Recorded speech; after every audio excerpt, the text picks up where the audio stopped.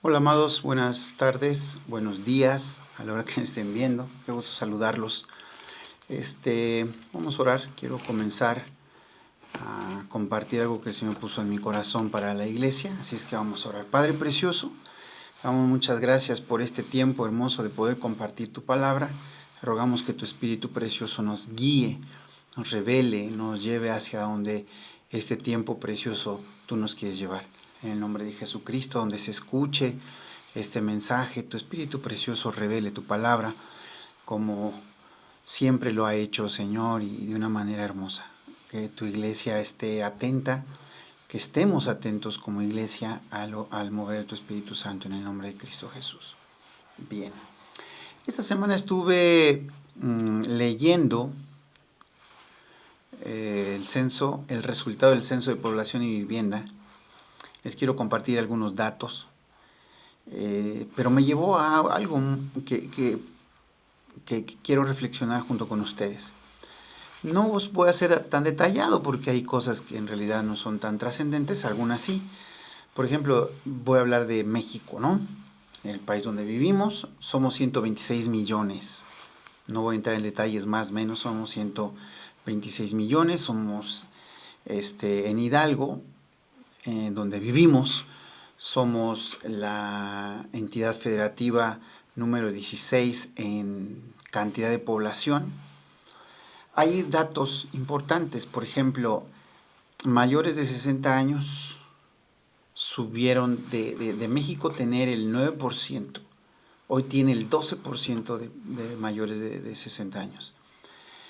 También descendió la cantidad de jóvenes y niños menores de 17 años. En el país había 35% de menores de 17 y hoy solo hay el 30% de la población tienen menos de 17 años. El promedio de edad en nuestro México en el 2000 era de 23 años. En el 2010 fue de 26 años y en el 2020, que fue el censo, el promedio de edad es de 29 años. Entonces la población mexicana se va envejeciendo poco a poco. También es importante este dato que les voy a dar. Solo hay de la población el 35% de gente casada. El resto son solteros, viudos, separados o en unión libre.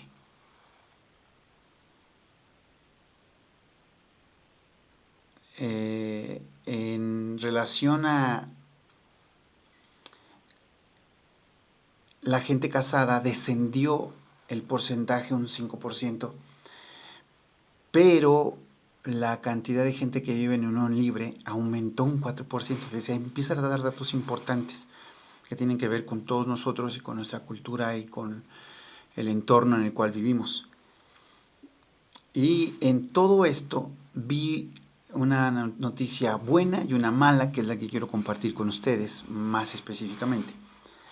La buena es que el cristianismo fue la única religión que se incrementó, que subió el porcentaje de cristianos según el censo. Todas las demás religiones descendieron. Catolicismo, mormonismo, testigos de Jehová y otras religiones, judaísmo, musulmanes que había aquí en nuestro país, todas descendieron en porcentaje.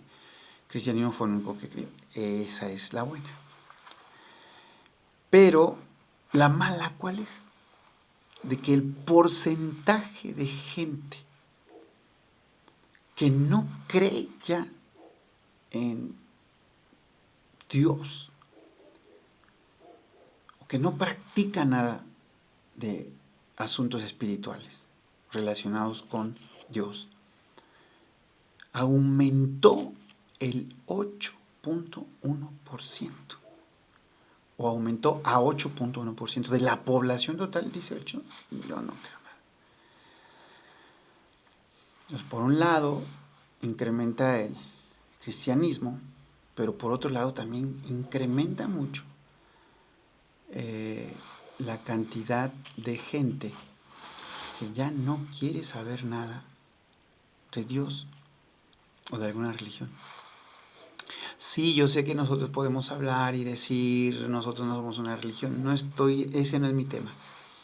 El asunto es de que hay gente que está completamente decepcionada, no quiere. Quiero leer unos pasajes de la Escritura. El primero es 1 Corintios 9:16.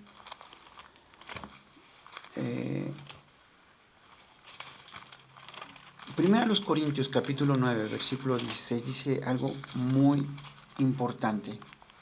Dice el apóstol Pablo en la Reina Valera: pues si anuncio el Evangelio, no tengo por qué gloriarme, porque me es impuesta necesidad. Y ay de mí si no anunciar el Evangelio. Ay de mí si no anunciar. El apóstol Pablo no está tomando el predicar el Evangelio como una obligación, sino es una necesidad. Como una necesidad como ¿cuál? Como dormir, por ejemplo. Dormir es una necesidad que no puedes dejar de hacer. Dejarlo de hacer está poniendo en riesgo tu vida y vas a morir si lo dejas de hacer. Dejar de comer es otra cosa que no puedes hacer, es una necesidad. Dejar de hacerlo es llevarte a la muerte. Es lo mismo si tú pones el Evangelio o predicar el Evangelio. ¿Qué sucede con el Evangelio? Muchas veces lo tomamos como, tengo que predicar. No, no es cierto. La relación con Dios te lleva a tomar del Evangelio y decir, ay de mí si no predico.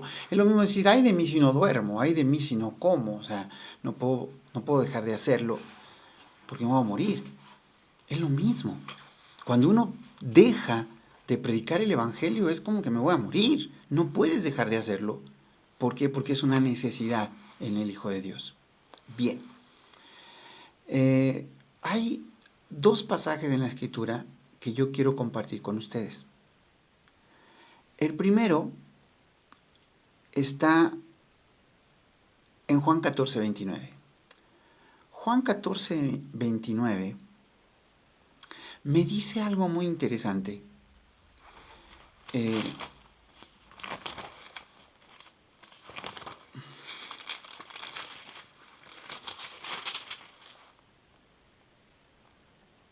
Dice Jesús, o sea, Jesús está hablando de un tema, varias cosas, su resurrección y varias cosas que van a pasar, y dice, y ahora os lo he dicho antes que suceda, para que cuando suceda crean.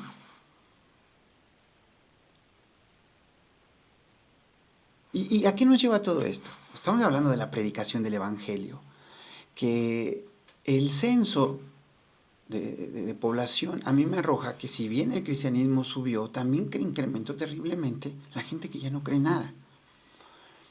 Entonces aquí viene una duda tremenda, porque estamos ante una oportunidad maravillosa de Dios de predicar el Evangelio. Y esa oportunidad de predicar el Evangelio me lleva a mí a una necesidad, no una obligación. No podemos ver el predicar el Evangelio como una obligación, sino como una necesidad de un verdadero Hijo de Dios. Toda esta situación que está pasando actualmente, Jesucristo dice, yo ya les he dicho antes esto, está en la Biblia, todo esto que estamos mirando ahora en el mundo está en la palabra de Dios, y Jesucristo nos lo dijo antes para que nosotros nos espantáramos, nos alarmáramos, nos angustiáramos como todos. No, para que creyéramos. Lo que estamos viendo es decir, ¡qué barbaridad! Jesucristo nos lo había dicho antes, Dios, el Espíritu Santo, la Biblia nos lo había dicho antes, para que creyéramos. ¿Cuál es nuestra parte? Predicar el Evangelio, no como una obligación, sino se vuelve una necesidad en un verdadero Hijo de Dios. Pero una segunda cosa, es sencillo. Mateo, capítulo número 5, versículo 14.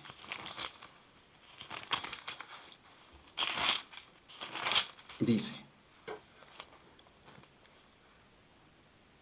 ustedes son la luz del mundo. ¿Quién es la luz del mundo? Nosotros, la iglesia. Ahora, una ciudad en lo alto de una colina no puede esconderse. Es decir, Jesucristo nos puso en alto. Quieras o no quieras, lo sepas o no lo sepas, nos puso en alto. Y nos puso en alto para ser vistos. Dice, ni se enciende una lámpara para cubrirla con un cajón. Por el contrario, dice, por el contrario. Se pone en la repisa para que alumbre a todos los que están en casa. ¿Ve? Nos ha puesto en alto para que nuestros vecinos, los que están alrededor de nuestra casa, los que están alrededor de nosotros, nos vean. A través de que alumbramos con la luz de Cristo. Dice, se pone en la repisa para que alumbre a todos los que están en casa. Hagan brillar su luz delante de todos, para que ellos puedan ver las buenas obras que ustedes hacen y alaben al Padre que está en el cielo. ¿Ve? La finalidad es que alaben a Dios, no nos alaben a nosotros. Tenemos que actuar. No podemos nosotros vivir temerosos, angustiados. ¿Y qué va a pasar? No, amado, Dios ya nos lo dijo antes. Vamos a ir a un pasaje en la Biblia, en Mateo 24, del 8 al 10. Mateo 24, del 8 al 10. Y dice de la siguiente manera.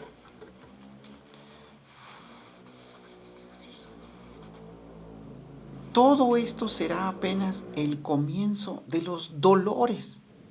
O sea, todo esto que nosotros estamos viendo es el principio. Gloria a Dios, porque lo sabemos nosotros. Mire lo que dice el 7. Ustedes oirán de guerras y de rumores de guerras. Pero procuren que no alarmarse, dice la Nueva Versión Internacional. Cristiano, no puedes. No, Dios nos puso en este tiempo para alumbrar, para brillar. No se alarmen. Es necesario que esto suceda. Es que necesario. Si me pides que te explique por qué, no lo sé. Pero Jesucristo lo dijo, es necesario. Si dijo que es necesario, es que es necesario. No puede dejar de suceder.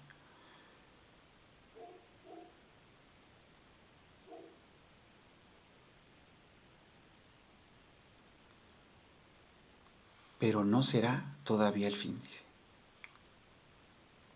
Se levantará nación contra nación, reino contra reino, habrá hambres, terremotos. La Reina Valera en este versículo 7 dice, y habrá pestes y hambres y terremotos en diferentes lugares. Gloria a Dios. Es lo que estamos viviendo. Pero mire lo que dice. Todo esto será apenas el comienzo de los dolores. Entonces los entregarán a ustedes para que los persigan y los maten y los odiarán todas las naciones por causa del nombre de Cristo. En aquel tiempo muchos se apartarán de la fe y unos a otros se traicionarán y se odiarán. La palabra de Dios está diciendo, todo esto que estamos viendo es el principio de Dios, pero se lo estoy diciendo antes, pero no se alarmen. No es para que, ay, ¿qué va a pasar después? Una manifestación gloriosa del poder de Jesucristo se va a manifestar. Jesucristo dijo, es necesario. Entonces es necesario. Dos cosas importantes. Prediquemos el Evangelio de nuestra parte. Hagamos brillar nuestra luz que Dios nos ha dado. Hagamos brillarla delante de los hombres. Es importante que nunca deje de entrar el temor en tu vida, que deje que el Espíritu Santo gobierne tu vida y que manifieste ese poder en medio de nosotros y que prediquemos ante cada oportunidad que Dios nos está dando en este tiempo. No se alarme nadie. Dios tiene el control de todo. Así es que, gracias al Señor por este tiempo. Aprovechémoslo. Hagamos brillar la luz que Dios nos ha dado para que termine glorificando a la gente de Dios. Vamos a entregar también lo consagrado al Señor. Importante que lo hagamos. Importante que lo hagamos con un discernimiento espiritual. Es importante que lo hagamos con un entendimiento espiritual. Que lo hagamos por amor a Dios. Y que lo hagamos con pasión y que lo hagamos por convicción.